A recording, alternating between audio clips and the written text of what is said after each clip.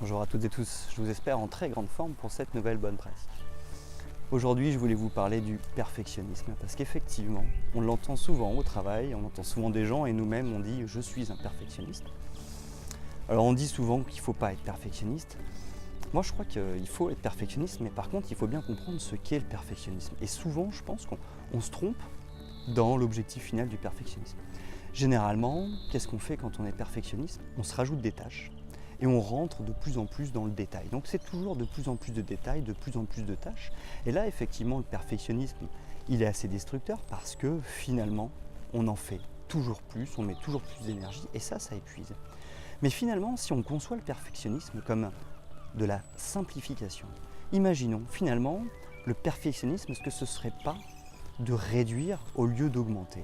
Finalement, quelque chose qui est parfait, c'est quelque chose où on n'a plus rien à ajouter, c'est ça finalement. Donc finalement, c'est je vais réduire au maximum jusqu'à ce que finalement, cette tâche soit bien faite, suffisamment. Et donc on va raisonner à l'inverse. Au lieu de se dire je rajoute, je rentre dans le détail, je demande toujours plus d'énergie, je vais faire l'inverse. Je vais être le perfectionniste, c'est-à-dire que je vais faire le minimum pour que la tâche soit quand même convenablement faite et que mon objectif soit atteint. Et ça, je crois que c'est essentiel dans le perfectionnisme, c'est réduire. Réduisons. Si on veut ranger et que ce soit parfaitement rangé, il ne faut pas rajouter des objets. Au contraire, il faut réduire les objets pour que chaque objet puisse trouver sa place. Et bien là, c'est pareil.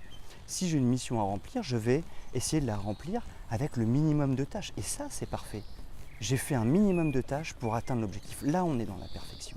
Et donc là, on n'est pas dans un perfectionnisme destructeur, on est dans un perfectionnisme qui nous permet d'économiser de l'énergie tout en étant efficace. Et ça, c'est un bon perfectionnisme. Voilà, donc j'espère que cette bonne pratique du jour que moi je suis en train de m'appliquer en ce moment, j'espère que ça vous a été utile et je vous donne rendez-vous dès demain pour une nouvelle bonne pratique.